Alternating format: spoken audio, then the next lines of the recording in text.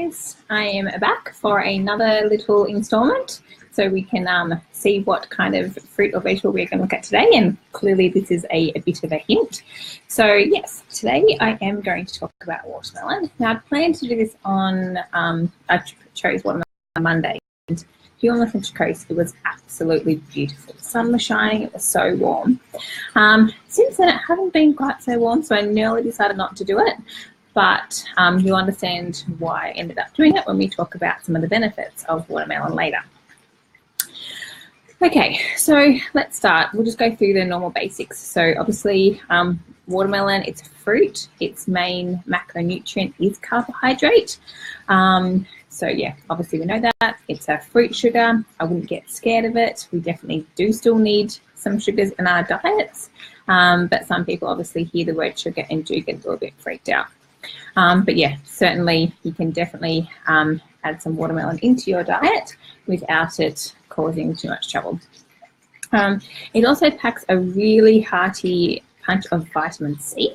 So it's 21% of our daily vitamin C requirements is in our watermelons, as well as 18% of our vitamin A. So obviously the majority of the watermelon is, not surprisingly, water, hence why it's called watermelon, and it also has a really good amount of potassium in there. So we normally think of bananas when we're thinking about potassium, but our watermelon also gives us a really good dose of that. So it's another one of our high antioxidant foods that definitely help our cells from those free radicals. You guys are probably starting to see a bit of a pattern here.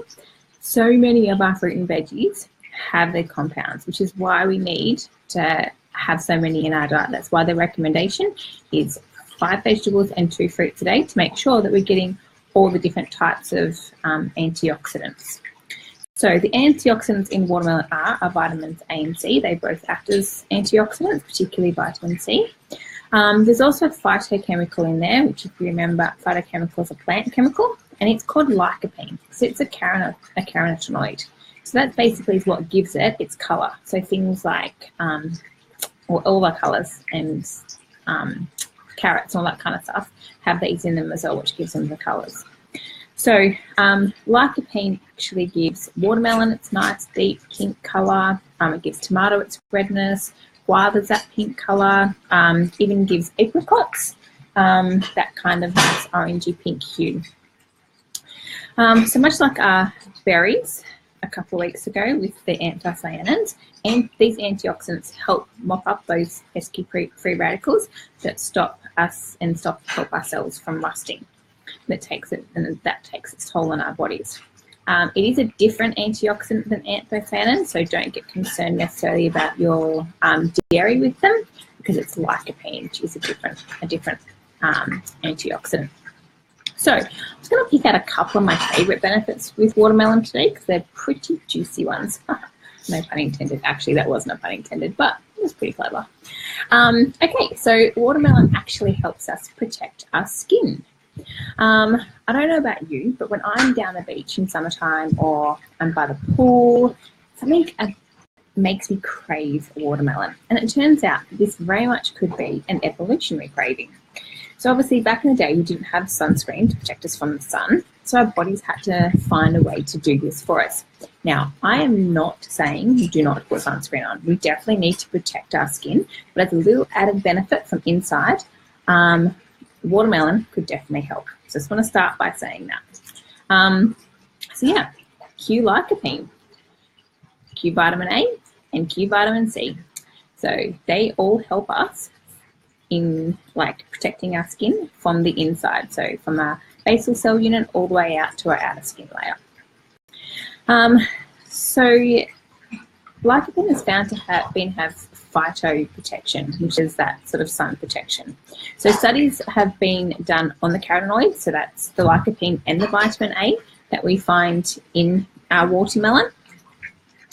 And they've actually been shown to have positive effects on sun damage, mainly sunburn after the skin. So results have showed that having a diet rich in lycopene and vitamin A had a modest protection against the UVA and the UVB induced sunburns. This basically increased about 1.5 times the amount that we had in our skin before actually having the lycopene and the vitamin A food. So they did the study with watermelon. They also did it with tomatoes because they had both in there as well. And over the time, it was shown that basically the duration and also the amount does make a difference. So it's almost like you have to sort of build up that tolerance in your body to it. So you need to do it for a minimum of 7 weeks, and the dose has to be 12 milligrams per day or higher. So that's what the studies have shown.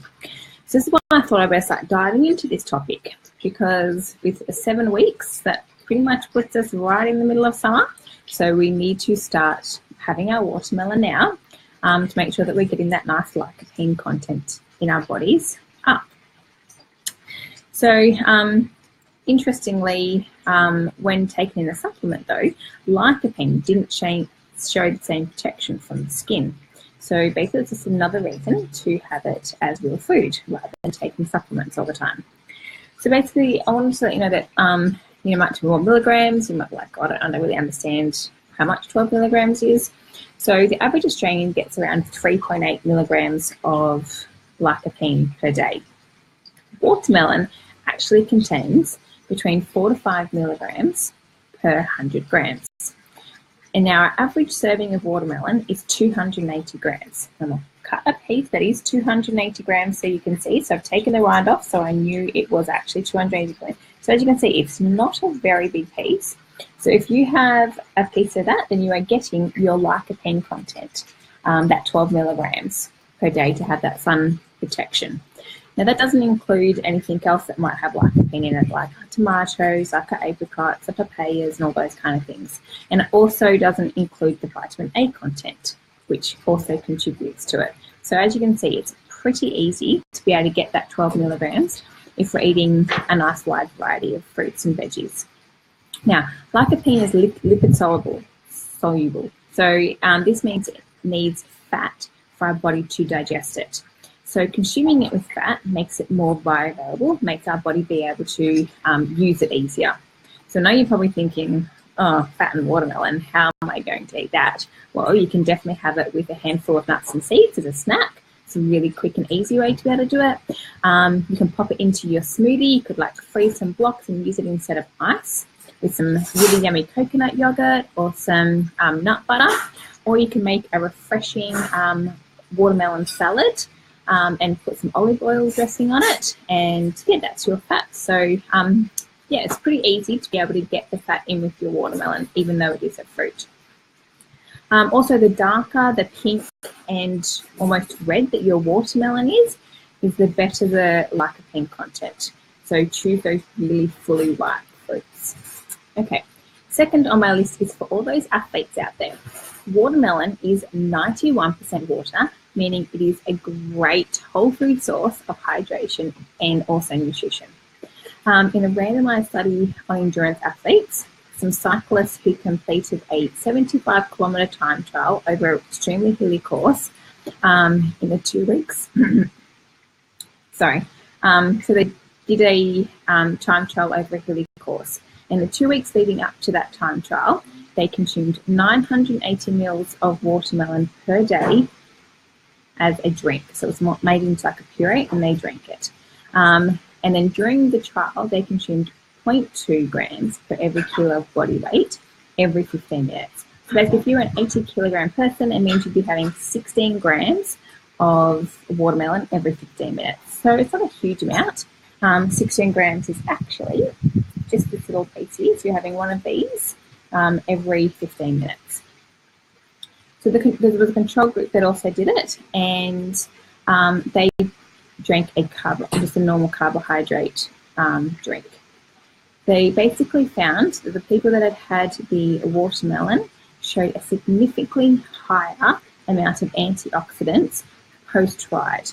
Now this antioxidant, as we know, reduces the oxidative stress in the body, which helps recovery quicker and really helps take away that inflammation in the body. So basically it goes to show that watermelon is a really good enhancement for our athletes in terms of being able to recover. It also shows that there wasn't a whole lot of difference in performance. So it's not like having, you know, your potentially sugary glucose shots enhanced. Oh my goodness, I'm losing my watermelon. Enhanced the effects of the ride and stuff like that, and so they got a better performance. So, oh my goodness, a fly. Sorry guys. Just wait till it goes before you get from having food out in summertime in Australia. So yeah, the watermelon actually is a great source of carbohydrates, but a nice whole food source rather than having the really artificial glucose and stuff like that, with the added bonus of having that antioxidant kick. And there's also an amino acid in there called l-citrulline. Now, l-citrulline has been shown to prevent muscle soreness. So not only do we get the antioxidant benefit of reducing that distress in our body, we also have this amino acid, which helps reduce muscle soreness. So a small study was conducted where athletes consumed watermelon juice over a 24-hour period, and they experienced some improvements in blood flow and heart rates that really help with their muscle recovery. So this is due to the effects on nitric oxide, which basically allows all those trillion cells in our bodies to be able to communicate better with each other. So taking L-citrulline for a week has been shown to increase performance in exercising at a high percentage of VO2 max for 10 minutes. This is due to its effects on vasodilation. This is where our veins dilate. It basically increases the blood flow and also helps our mitochondrial work. So blood transports all our nutrients and oxygen into our organs and our muscles, and it helps remove all the waste like lactic acid. So having diluted veins actually allows that flow of oxygen and all that kind of stuff into our muscles, helping our muscles work more efficiently, but it also gets rid of all that waste. Now, that increase in oxygen means that those little powerhouses in our muscles called our mitochondria actually helps them work harder as they're getting more fuel. All of that from eating watermelon.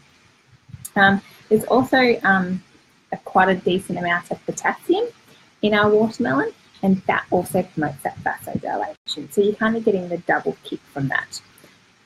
It's also, potassium is great for balancing water retention in our gut, which helps from dehydrating. So as an athlete, you're getting a really good antioxidant hit.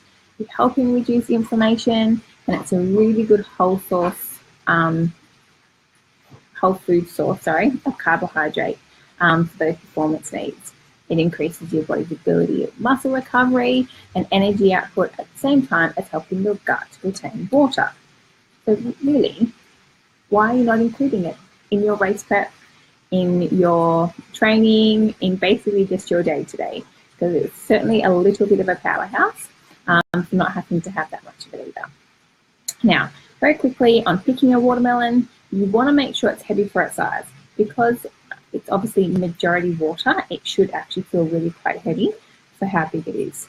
The bottom part where it sat, getting ripe and stuff like that, should be a really nice creamy yellow colour. The white, it's white or a little bit green, it probably means it's been fixed too soon.